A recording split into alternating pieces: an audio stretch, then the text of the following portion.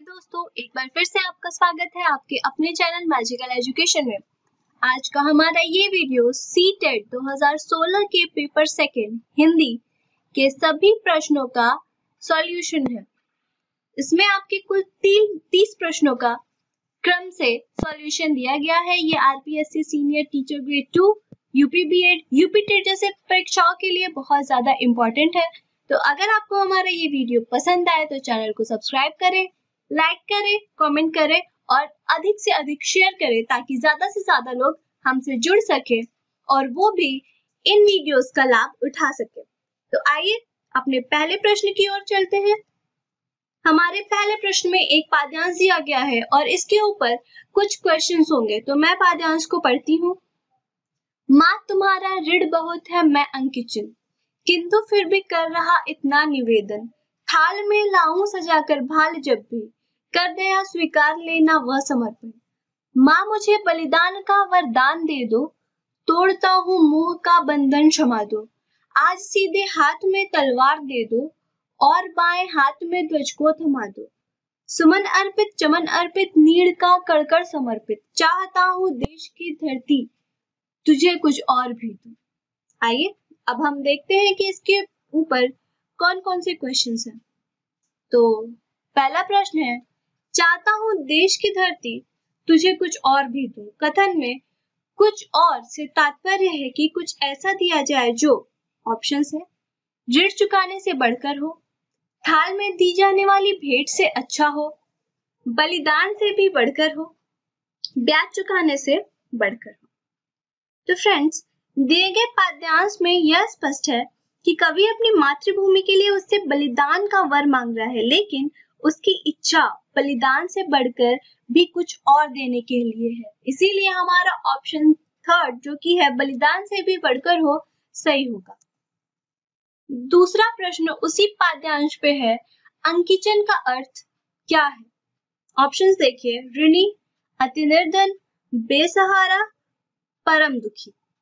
तो अंकिचन का अर्थ होता है कि जिसके पास कुछ ना हो, इसका मतलब अति निर्धन, इसीलिए ऑप्शन सेकंड सही होगा। उसी पे बेस्ड तीसरा प्रश्न है, बलिदान शब्द से बना विशेषण क्या है? तो बलिदान से बना विशेषण है बलिदानी। बलिदानी का मतलब बलि का दान करने वाला व्यक्ति, इसीलिए हमारा ऑप्शन सेकंड जो कि बलिदानी है वो सही होगा। अगला प्रश्न है उसी पाद्यांश पे, माँ संबोधन किसके लिए है? ऑप्शंस देखिए, जननी के लिए, देवी दुर्गा के लिए, पृथ्वी के लिए, मातृभूमि के लिए।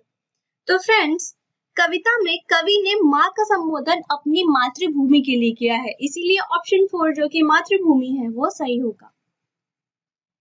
अगला प्रश्न फिर से उसी पाद्यांश पे है, कवि निवेदन कर रहा है कि, मतलब कवि क्या निवेदन कर रहा है? ऑप्शंस हैं, उसे ऋण चुकाने का अवसर मिले, उस पर दया की जाए, वह मूल्यवान थाल में माथा सजा कर लाए, उसके जीवन दान को स्वीकार किया जाए। तो इस पाद्यांश में कवि निवेदन कर रहा है कि उसे ऋण चुकाने का अवसर मिले। अगला प्रश्न है, नीड़ का कड़कड़ समर्पित कथन में नीड़ का आशय क्या है? ऑप्शंस देखिए, तिनके, महल, घर परिवार, झोपड़ी। तो फ्रेंड्स, दी गई कविता के अनुसार नीड़ का एक एक कर समर्पित कथन में नीड़ घर परिवार के लिए संबोधित किया गया है, जिसका प्रत्येक सदस्य मातृभूमि के लिए समर्पित है, इसीलिए ऑप्शन 3 घर परिवार सही ऑप्शन है।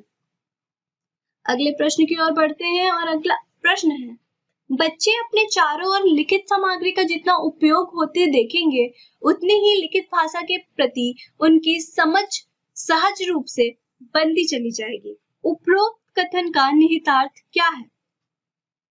ऑप्शंस देखिए, बच्चों की पाठ्य पुस्तक में बहुत से पाठ होने चाहिए। सेकेंड ऑप्शन, बच्चों को अपने इर्द गिर्द विज्ञापन, होर्डिंग्स, कैलेंडर, बाल साहित्य, सूचियां आदि देखने पढ़ने के अवसर मिलते रहने चाहिए। तीसरा ऑप्शन है, बच्चों को गृह कार्य में लेखन संबंधी कार्य ही देना चाहिए। चौथा ऑप्शन है, बच्चों को श्याम पट्ट पर लिखे हुए तथ्य अपनी कॉपी में लिखने के अधिकाधिक अवसर देने चाहिए। तो फ्रेंड्स, इसमें हमारा ऑप्शन 2 यानी कि बच्चों को अपने इर्द गिर्द विज्ञापन, होर्डिंग्स, कैलेंडर, बाल साहित्य, सूचियां आदि देखने के अवसर मिलते रहने चाहिए। ठीक है, तो ऑप्शन सेकंड सही होगा। अगला प्रश्न है कि भाषा अर्जन के बारे में कौन सा कथन सत्य नहीं है? तो ऑप्शंस क्या क्या है? यह सहज होता है, दूसरा यह परिवार में ही होता है, तीसरा यह कठिन होता है, चौथा यह विद्यालय में ही होता है। तो यहाँ पे जो फर्स्ट ऑप्शन है यह सहज होता है, यह ऑप्शन सही होगा। तो फ्रेंड्स इसे आप लोग याद कर ले, क्योंकि ये आने वाले पेपर में शायद हो सकता है कि क्वेश्चंस रिपीट हो, और इसीलिए आप वीडियो को लास्ट तक देखिए, क्योंकि इसमें 300 क्वेश्चंस के सॉल्यूशन दिए गए हैं। तो अगर आप इन्हें देख के याद करेंगे तो आने वाले एग्जाम के लिए बेहतर होगा। चलिए अगले प्रश्न पे चलते हैं। अगला प्रश्न है, निम्नलिखित में से किस स्थिति में आप कहेंगे कि पठन हो रहा है? ऑप्शंस देखिए, अनुमान के साथ भाव ग्रहण, उचित गति एवं प्रवाह, प्रत्येक शब्द का सही उच्चारण, ध्वनि का उतार चढ़ाव। तो फ्रेंड्स इसमें जो फर्स्ट ऑप्शन है अनुमान के साथ भाव ग्रहण, यह ऑप्शन सही है, इसीलिए फर्स्ट ऑप्शन को याद कर ले, यानी कि अनुमान के साथ भाव ग्रहण। अगला प्रश्न है, उच्च माध्यमिक स्तर पर हिंदी भाषा की पाठ्य पुस्तक में हिंदीतर भाषाओं की रचनाओं को भी स्थान देने का मुख्य उद्देश्य है। ऑप्शंस देख लीजिए, अन्य भाषाओं के व्याकरण से परिचित कराना, अन्य भाषाओं के उत्कृष्ट साहित्य से परिचित कराना, अन्य भाषाओं के रचनाकारों से परिचित कराना, या फिर अन्य भाषाओं के साथ तुलना करना। तो फ्रेंड्स उच्च माध्यमिक स्तर पर हिंदी भाषा की पाठ्य पुस्तक में अन्य भाषाओं की रचना को भी स्थान दिया जाना चाहिए, ताकि अन्य भाषा के उत्कृष्ट साहित्य के विषय में जान सके। इसीलिए हमारा ऑप्शन सेकंड, यानी कि अन्य भाषाओं के उत्कृष्ट साहित्य से परिचय कराना सही होगा। अगला क्वेश्चन है, बच्चों की सशक्त लेखन क्षमता का परिचय क्या है? ऑप्शंस, सुंदर लिखावट, अलंकारिक भाषा, सशक्त वाक्य विन्यास, मौलिक विचार। तो फ्रेंड्स बच्चों की सशक्त लेखन क्षमता का परिचय मौलिक विचार होते हैं, इसीलिए हमारा ऑप्शन 4 यानी कि मौलिक विचार सही ऑप्शन है। अगला प्रश्न है कि मुहावरों और लोकोक्तियां सीखने सिखाने का एक महत्वपूर्ण उद्देश्य क्या है? ऑप्शंस है, मुहावरे एवं लोकोक्तियों का सुनिश्चित प्रयोग करना, मुहावरे एवं लोकोक्तियों का निर्माण करना, मुहावरे एवं लोकोक्तियों का अर्थ बताना, कोश से मुहावरा एवं लोकोक्तियों का अर्थ देखना। तो मुहावरा एवं लोकोक्तियां सिखाने का जो मूल उद्देश्य है ये यही होता है कि इनका प्रयोग हम सही स्थान पे कर सके, इसीलिए हमारा ऑप्शन ए जो कि है मुहावरे एवं लोकोक्तियों का सुनिश्चित प्रयोग करना, ये सही ऑप्शन होगा। चलिए अगले प्रश्न की ओर बढ़ते हैं, और हमारा अगला प्रश्न है, निम्नलिखित में से किस प्रकार के प्रश्न बच्चों की भाषागत रचनात्मकता का आकलन करने में सर्वाधिक रूप से उपयुक्त होंगे? ऑप्शंस आर, मुक्त अंत वाले प्रश्न, बहुविकल्पीय प्रश्न, एक शब्द में उत्तर वाले प्रश्न, सही कथन पर निशान लगाओ वाले प्रश्न। तो फ्रेंड्स मुक्त अंत वाले जो प्रश्न होते हैं उनको हल करते समय विद्यार्थी अपने विचारों को स्वतंत्र रूप से प्रयोग करता है, जिससे वह रचनात्मकता को भी दर्शा सकता है। इसीलिए भाषागत रचनात्मकता का आकलन करने में मुक्त अंत वाले जो प्रश्न हैं वो सर्वाधिक उपयुक्त होते हैं, इसीलिए हमारा फर्स्ट ऑप्शन यानी कि मुक्त अंत वाले शब्द वाले प्रश्न सही होगा। अगला प्रश्न है, तपस्या 7वीं कक्षा में विभिन्न संदर्भों में पृथ्वी, वसुधा और भूमि शब्दों के प्रयोगों की तरफ बच्चों का ध्यान आकर्षित करती है। ऐसा करने में उसका उद्देश्य क्या है? ऑप्शन, शब्द भंडार का विकास करना, भाषा का व्याकरणिक ज्ञान देना, हिंदी की बारीकियां समझाना, पर्यायवाची शब्दों की परिभाषा देना। तो फ्रेंड्स इसमें जो हमारा ऑप्शन फर्स्ट है यानी कि शब्द भंडार का विकास करना, वो ऑप्शन सही होगा, क्योंकि शब्द भंडार में अनेक शब्दों का ज्ञान व उनके अर्थ निहित होते हैं, चाहे वे पर्यायवाची हो या विलोम हो या अनेकार्थक उदाहरण के तौर पर पृथ्वी को वसुधा, भूमि आदि शब्दों से संबोधित कराना पर्यायवाची के उदाहरण है, जो कि शब्द भंडार के अंतर्गत ही आते हैं, इसीलिए हमारा पहला ऑप्शन जो कि है शब्द भंडार का विकास करना सही होगा। अगला प्रश्न है सरसरी तौर पर किसी पाठ को देखकर उसकी विषय वस्तु का पता कर लेना। ऑप्शन फर्स्ट पढ़ने की निम्न स्थिति को दर्शाता है। ऑप्शन सेकंड पढ़ने की कुशलता का अंतिम पड़ाव है। ऑप्शन थर्ड पढ़ने की एक महत्वपूर्ण कुशलता है। ऑप्शन फोर्थ पढ़कर समझने का पहला प्रयास है। तो फ्रेंड्स किसी पाठ को सरसरी तौर पर देखकर उसकी विषय वस्तु का पता कर लेना पढ़ने की एक महत्वपूर्ण कुशलता होती है। इसीलिए हमारा ऑप्शन सेकंड जो पढ़ने की कुशलता का अंतिम पड़ाव है वो सही होगा। आगे चलिए, बच्चों के बोलने सीखने के संदर्भ में कौन सा कथन सही है? तो फ्रेंड्स ऑप्शन देख लेते हैं। सभी बच्चों को बोलना एवं सुनना सीखने की गति समान होती है। सेकंड अपनी भाषा से इतर भाषाओं को सुनने के लिए मना करना चाहिए। थर्ड बच्चों को प्रारंभ से ही शुद्ध उच्चारण के प्रति सचेत रहना चाहिए। फोर्थ बच्चों को सुनने और बोलने के अधिक से अधिक अवसर देने चाहिए।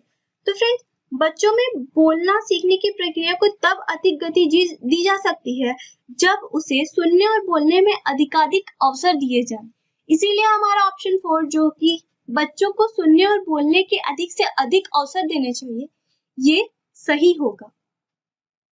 अगला प्रश्न है कि भोजपुरी भाषी मोना श को स र को ड़ बोलती है, इसका सर्वाधिक संभावित कारण क्या है? ऑप्शंस मातृभाषा से प्रेम, उच्चारणगत त्रुटि, हिंदी भाषा की कठिनता, मातृभाषा का व्याघात। तो फ्रेंड्स श को स तथा र को ड़ बोलने का कारण मातृभाषा का व्याघात होना ही है। इसीलिए हमारा ऑप्शन 4 यानी कि मातृभाषा का व्याघात सही ऑप्शन है। अगला प्रश्न है कक्षा 3 की शिक्षिका अपने विद्यार्थियों को पाठ्य पुस्तक से इतर भिन्न भिन्न प्रकार के बाल साहित्य पढ़ने के लिए प्रोत्साहित करती है क्योंकि वह चाहती है कि बच्चे ऑप्शन देखिए विभिन्न बाल साहित्यकारों के नाम जान सके, तरह तरह की विधाओं से परिचित हो सके, अपनी पठन क्षमता बढ़ा सके, बाल साहित्य के प्रकाशकों के बारे में जान सके। तो फ्रेंड्स बच्चों की पठन क्षमता को और अधिक बढ़ाने के लिए पाठ्य पुस्तक के इतर भिन्न भिन्न प्रकार के बाल साहित्य पढ़ने के लिए प्रोत्साहन करना चाहिए। तो शिक्षिका ने यही किया यानी कि उन्होंने ऐसा इसलिए किया ताकि बच्चे अपनी पठन क्षमता बढ़ा सके। इसीलिए ऑप्शन 3 यानी कि अपनी पठन क्षमता बढ़ा सके सही ऑप्शन है। अगला प्रश्न उच्च प्राथमिक स्तर पर व्याकरणिक पक्षों शब्दों की बारीकियों के आकलन के संदर्भ में सबसे अधिक महत्वपूर्ण क्या है? ऑप्शन देखिए परिभाषाओं को जानना, शब्दकोशीय शब्द संपदा का ज्ञान, संदर्भ में व्याकरण समझना, पाठ्य पुस्तकीय व्याकरण के नियम जानना। तो फ्रेंड्स उच्च प्राथमिक स्तर पर व्याकरणिक पक्षों या कोटियों जैसे संज्ञा, लिंग, वचन तथा शब्दों की बारीकियों को आकलन के संदर्भ में सबसे अधिक महत्वपूर्ण व्याकरण को समझना है। इसीलिए हमारा ऑप्शन 3 यानी कि संदर्भ में व्याकरण को समझना सही ऑप्शन होगा। अगला प्रश्न देखिए आपने अपने विद्यार्थियों को एक प्रश्न दिया है घर से विद्यालय आने तक आप रास्ते में जो जो चीजें देखते हैं उन्हें लिखिए। आपकी कक्षा में एक विद्यार्थी दृष्टिबाधित है, आप ऑप्शंस उसे इस प्रश्न का उत्तर लिखने के लिए मना करेंगे। सेकंड स्वयं प्रश्न का उत्तर लिख के देंगे। थर्ड उसे कहेंगे कि अपने सहपाठी से पूछकर लिख लो। फोर्थ प्रश्न में उस बच्चे की आवश्यकता के अनुसार परिवर्तन करेंगे। तो फ्रेंड्स अगर कक्षा में कोई दृष्टिबाधित विद्यार्थी है तो उस बच्चे की आवश्यकता के अनुसार प्रश्न में परिवर्तन किया जाना चाहिए। इसीलिए हमारा जो ऑप्शन 4 है यानी कि प्रश्न में उस बच्चे की आवश्यकता के अनुसार परिवर्तन करेंगे सही ऑप्शन होगा। अगला प्रश्न है कि उच्च प्राथमिक स्तर पर बच्चों की भाषाई क्षमताओं का आकलन करने के लिए सर्वाधिक उपयोगी क्या है? ऑप्शन देखिए पाठांत प्रश्नों के उत्तर लिखवाना, सेकंड पाठ की व्याकरण की जांच परख करना, थर्ड पाठ की विषय वस्तु को लिखवाना और फोर्थ पाठ में आई कहानी को आगे बढ़वाना। तो जो पूरे पाठ का अध्ययन कर जो है उसकी विषय वस्तु को लिखवाने लिखने का कौशल भाषाई क्षमता के आकलन को ठीक से किया जा सकता है। ठीक है, अगर आपको भाषाई क्षमता का आकलन करना है बच्चों की, तो पाठ की विषय वस्तु को लिखने के लिए दे दे। इसीलिए ऑप्शन थर्ड हमारा, जो कि पाठ की विषय वस्तु को लिखवाना है, वो सही ऑप्शन होगा। अगला एक हमारे पास पैराग्राफ है, इसके ऊपर बेस्ड कुछ क्वेश्चंस आएंगे। आइए पैराग्राफ को पढ़ते हैं। उत्तर भारत के संत कवि कबीर और दक्षिण भारत के संत कवि तिरुवल्लुवर के समय में लगभग 2000 वर्ष का अंतराल है, किंतु इन दोनों महाकवियों के जीवन में अद्भुत साम्य पाया जाता है। दोनों के माता पिता ने जन्म देकर इन्हें त्याग दिया था। दोनों का लालन पालन निसंतान दंपतियों ने बड़े स्नेह और जतन से किया था। व्यवसाय से दोनों जुलाहा थे। दोनों ने सात्विक गृहस्थ जीवन की साधना की थी। तिरुवल्लुवर का प्रामाणिक जीवन वृत्तांत प्राप्त नहीं होता है। प्रायः उन्हें चेन्नई के निकट मईलापुर गांव का जुलाहा माना जाता है, किंतु कुछ लोग के अनुसार वे राजा एल्लाल के शासन में एक बड़े पदाधिकारी थे और उन्हें वैसा ही सम्मान प्राप्त था जैसे चंद्रगुप्त के शासनकाल में चाणक्य थे। उनके बारे में अनेक दंत कथाएं भी प्रचलित हैं। जैसे कहा जाता है कि एक सन्यासी नारी जाति से घृणा करता था। उनका विश्वास था कि स्त्रियां बुराई की जड़ हैं और उनके साथ ईश्वर भक्ति हो ही नहीं सकती। तिरुवल्लुवर ने बड़े आदर से उसे अपने घर बुलाया। 2 दिन उनके परिवार में रहकर सन्यासी के विचार ही बदल गए। उसने कहा, यदि तिरुवल्लुवर और उनकी पत्नी जैसी जोड़ी हो तो गृहस्थ जीवन ही श्रेष्ठ है। कबीर के दोहों की भांति तिरुवल्लुवर ने भी छोटे छंद में कविता रची, जिसे कुरल कहा जाता है। कुरलों का संग्रह तिरुक्कुरल उनका एकमात्र ग्रंथ है। तिरुक्कुरल को तमिल भाषा का वेद माना जाता है। इसके प्रत्येक कुरल एक सूक्ति है और ये सूक्तियां सभी धर्मों का सार है। संपूर्ण मानव जाति को सुख के लिए प्रेरित करना ही इसका उद्देश्य प्रतीत होता है। जैसे धर्म के बारे में 2 कुरलों का आशय है, भद्र पुरुषों, पवित्र मानव होना ही धर्म है। स्वच्छ मन वाले बनो और देखो तुम उन्नति के शिखर पर कहां से कहां पहुंच जाते हो। झूठ न बोलने के गुण को ग्रहण करो तो किसी अन्य धर्म की आवश्यकता ही नहीं रहेगी। अब इस पे बेस्ड कुछ क्वेश्चंस है। हमारा पहला क्वेश्चन है, तिरुवल्लुवर और कबीर में साम्य के बिंदु क्या क्या है? ऑप्शन देखिए। जन्म के बाद माता पिता के द्वारा त्याग देना, एक से छंद में कविता करना, जुलाहे का व्यवसाय करना, नारी जाति से घृणा करना। तो फ्रेंड्स, अभी जैसा कि हमने पैराग्राफ पढ़ा उससे हमें पता चलता है कि तिरुवल्लुवर और कबीर में जो साम्य बिंदु है वो ये है कि जन्म के बाद उनके माता पिता ने उन्हें त्याग दिया था। वे दोनों ही जुलाहे का व्यवसाय करते थे तथा दोनों ही एक से छंद में कविता लिखते थे। इसलिए हमारा जो ऑप्शन ए, बी और सी है वो सही ऑप्शन होगा। इसका मतलब है कि जो फर्स्ट ऑप्शन है जिसमें ए, बी तथा सी तीनों दिया गया है वो सही है। अगला प्रश्न है कि नारी जाति से घृणा करने वाले सन्यासी के विचार तिरुवल्लुवर ने कैसे बदले? ऑप्शन देखिए। सुंदर उपदेश देकर, उसका स्वागत सत्कार करके, अपनी रचनाएं सुनाकर, अपनी गृहस्थी का साक्षी बनाकर। तो फ्रेंड्स, तिरुवल्लुवर ने उस सन्यासी पुरुष को एक दिन अपने घर बुलाया था। 2 दिन में ही सन्यासी के विचार बदल गए, क्योंकि उन्होंने अपनी गृहस्थी का साक्षी बनाकर सन्यासी को यह दर्शा दिया कि स्त्री जाति बुराई की जड़ नहीं बल्कि उसके अन्य कारण हो सकते हैं। इसीलिए हमारा जो ऑप्शन 4 है, यानी कि अपनी गृहस्थी का साक्षी बनाकर, ये सही ऑप्शन है। अगला प्रश्न है कि ईश्वर भक्ति शब्द का विग्रह और समास क्या होगा? ऑप्शन देखिए। ईश्वर और भक्ति द्वंद, ईश्वर की भक्ति करता हो जो बहुव्रीहि, ईश्वर की भक्ति तत्पुरुष, ईश्वर रूपी भक्ति कर्मधारय। तो फ्रेंड्स, समास की वीडियो आपको हमारे प्लेलिस्ट पे मिल जाएगी। अगर आपको समास के बारे में अच्छे से जानना हो तो आप हमारे प्लेलिस्ट में जाके समास की वीडियो देख पाएंगे। इससे आपको समझ आ जाएगा कि ये कैसे किया गया है। लेकिन अभी यहाँ पे इसका जो ऑप्शन 4 है वो सही होगा, ईश्वर रूपी भक्ति और कर्मधारय समास। ठीक, अब हम चलते हैं अपने नेक्स्ट क्वेश्चन पे। नेक्स्ट क्वेश्चन है, किसी धर्म की आवश्यकता कब नहीं रह जाती है? तो फ्रेंड्स, किसी धर्म की आवश्यकता कब नहीं रह जाती है? इसके लिए हमारे पास 4 ऑप्शन है। नास्तिक हो जाने पर, ईश्वर की शरण मांग लेने पर, धर्म पर विश्वास ना होने पर, झूठ को त्याग देने पर। तो हमारा जो पहला ऑप्शन है नास्तिक हो जाने पर, यह ऑप्शन गलत होगा, क्योंकि नास्तिक हो जाने पर धर्म की आवश्यकता नहीं, ये जरूरी नहीं होता। ईश्वर की शरण मांग लेने पर भी धर्म की आवश्यकता पड़ेगी ही। धर्म पर विश्वास ना होने पर ये तो होगा ही नहीं, क्योंकि जब धर्म पर विश्वास ही नहीं है आपको, तो धर्म की आवश्यकता तो हमेशा ही है।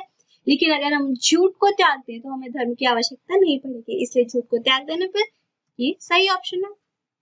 अगले क्वेश्चन को देखिए। स्नेह और जतन शब्द क्रमशः हैं। स्नेह और जतन शब्द क्या है? ऑप्शन तत्सम और तद्भव, आगत और तद्भव, तद्भव और देशज, देशज और आगत। तो फ्रेंड्स, जो शब्द स्नेह है वो तत्सम है और जो शब्द जतन है वो तद्भव है। इसलिए हमारा फर्स्ट ऑप्शन जिसमें कि तत्सम और तद्भव है वही ऑप्शन सही होगा। अगला प्रश्न उसी पैराग्राफ पे। यदि कबीर का समय 15वीं शताब्दी ईस्वी है तो तिरुवल्लुवर का समय क्या होगा? तो तिरुवल्लुवर ऑप्शन देखिए, लगभग 1500 वर्ष ईस्वी पूर्व, लगभग पहली सदी ईस्वी, लगभग 100 वर्ष ईस्वी पूर्व, लगभग 500 वर्ष ईस्वी पूर्व।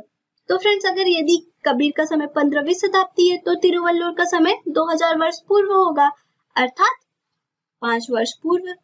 ठीक, लगभग 500 वर्ष ईस्वी पूर्व, यानी कि ऑप्शन 4। अब नेक्स्ट ऑप्शन है, तिरुवल्लुवर के अनुसार श्रेष्ठ धर्म है। ऑप्शन देखिए, ईश्वर में आस्था होना, किसी धर्म की आवश्यकता ना रहना, मन से पवित्र होना, मंदिरों में जाना। तो फ्रेंड्स, तिरुवल्लुवर के अनुसार श्रेष्ठ धर्म मन से पवित्र होना ही होता है, इसीलिए ऑप्शन 3 जो है मन से पवित्र होना, ये सही ऑप्शन है। अब अगला क्वेश्चन है कि तमिल किस देश की भाषा है? ऑप्शन देखिए, श्रीलंका, कर्नाटक, तमिलनाडु, केरल। तो फ्रेंड्स, तमिल हमारे तमिलनाडु की ही भाषा है, इसीलिए ऑप्शन 3 तमिलनाडु सही ऑप्शन है। अब हमारा आखिरी क्वेश्चन, जो संबंध चंद्रगुप्त का चाणक्य से था वही संबंध। ऑप्शन, चाणक्य का चंद्रगुप्त से था, तिरुवल्लुवर का एल्लाल से था, चंद्रगुप्त का एल्लाल से था, एल्लाल का तिरुवल्लुवर से था। तो फ्रेंड्स, जो संबंध चंद्रगुप्त का चाणक्य से था वही संबंध एल्लाल का तिरुवल्लुवर से था, जैसा कि अभी हमने पहले पैसेज में पढ़ा है, इसीलिए हमारा ऑप्शन 4 सही ऑप्शन होगा। तो फ्रेंड्स, अगर आपको हमारा ये वीडियो पसंद आए तो हमारे चैनल को सब्सक्राइब करिए। सब्सक्राइब करने के बाद नोटिफिकेशन बेल जरूर ऑन कर दिए, इससे आपको हमारे आने वाले सब वीडियोस के बारे में नोटिफाई कर दिया जाएगा। हमारे वीडियो को लाइक करें, कमेंट करें और ज्यादा से ज्यादा शेयर करें। यह हमारे वीडियो सीटेट की वीडियो का फर्स्ट पार्ट था, इसके बाकी पार्ट्स हम आगे डालेंगे, इसीलिए आप हमारे चैनल को सब्सक्राइब कर लीजिए। आपको इस वीडियो से या किसी भी टॉपिक से कोई भी प्रॉब्लम हो तो आप हमें कमेंट कर पूछ सकते हैं, या डिस्क्रिप्शन बॉक्स में हमारी आईडी दी हुई है तो आप उस पे मेल भी कर सकते हैं। Thanks for watching, see you, have fun.